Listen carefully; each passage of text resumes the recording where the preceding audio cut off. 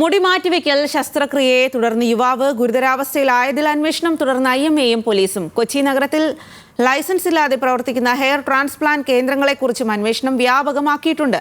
ശുചിത്വമില്ലാത്ത സാഹചര്യത്തിലുള്ള ശസ്ത്രക്രിയകളാണ് രോഗികളെ അപകടത്തിലാക്കുന്നതെന്ന് ഈ രംഗത്തെ വിദഗ്ധരും പറയുന്നു.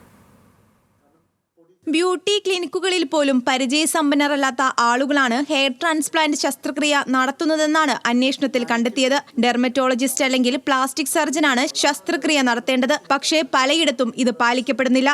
ശസ്ത്രക്രിയയ്ക്ക് നഴ്സുമാർ തന്നെ വേണമെന്നിരിക്കെ ഭൂരിഭാഗം സ്ഥലത്തുമുള്ളത് ഇതര സംസ്ഥാന തൊഴിലാളികളാണ്. 8 hours അറ്റ്ലീസ്റ്റ് 12 hours പ്രൊസീജിയറാണ്. ഇതുവരെ എന്ത് ചെയ്യുന്നു? ടെക്നീഷ്യനെ കൊണ്ട് ചെയ്യും. ഈ ടെക്നീഷ്യൻസ് നഴ്സസ് ആയിരിക്കില്ല. ഒരു സർജറി OTയിൽ വർക്ക് ചെയ്തൊരു നേഴ്സ് ആയിരിക്കണം ഡോക്ടർ അസിസ്റ്റ് ചെയ്യേണ്ടത്. ഇതല്ലാതെ അൺഎഡ്യൂക്കേറ്റഡ് ആയിട്ടുള്ളതും വെറും so sad to hear this വെറും റോഡ് സൈഡിൽ നടക്കുന്ന ആൾക്കാരെ പിടിച്ചിട്ടാണ് ക്ലിനിക്കിൻ്റെ അകത്ത് ഇടുന്നത്. No education, nothing. ഞാൻ പറയുന്നില്ല, കൂടുതലും പല അതർ സ്റ്റേറ്റിലുള്ള ആൾക്കാരായിരിക്കും അതിൻ്റെ അകത്ത് ചെയ്യുന്നത്. അൺഹൈജീനിക് പ്രാക്ടീസാണ് ഏറ്റവും ചെയ്യുന്നത്. കുറഞ്ഞ നിരക്കിലെന്ന പേരിൽ മോശം സേവനമാണ് പലയിടത്തും നൽകുന്നത്.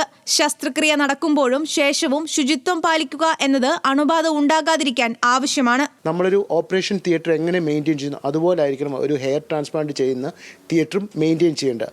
ആ മെയിൻ്റെനൻസ് ഇല്ലാത്ത കാരണമാണ് കോംപ്ലിക്കേഷൻസ് കൂടുതലായിട്ടും വരുന്നത്. The nurses, the staffs who all assisting, they should be well clean, wear the gloves. സാധാരണ വെള്ളത്തിൽ കൈ കഴുകിയിട്ട് വരുവാണെങ്കിൽ തന്നെ നല്ലപോലെ ക്ലീൻ ചെയ്ത് നല്ലപോലെ ഹാൻഡ് വാഷ് ചെയ്തിട്ട് വേണം ഗ്ലൗസ് ഇട്ട് ഓട്ടിക്കകത്ത് കയറാൻ. കൂണുപോലെയാണ് കേരളത്തിൽ ഹെയർ ട്രാൻസ്പ്ലാന്റേഷൻ ക്ലിനിക്കുകൾ മുളച്ചുപൊന്തുന്നത്. ഇവയുടെ ലൈസൻസിനെ കുറിച്ചും ചികിത്സിക്കുന്ന ഡോക്ടർമാരെ കുറിച്ചും പോലീസും ഇന്റലിജൻസും വിശദമായി അന്വേഷിക്കുകയാണ്. IMAയുടെ സഹായത്തോടെയാണ് അന്വേഷണം നടക്കുന്നത്. ന്യൂസ് മലയാളം, കൊച്ചി.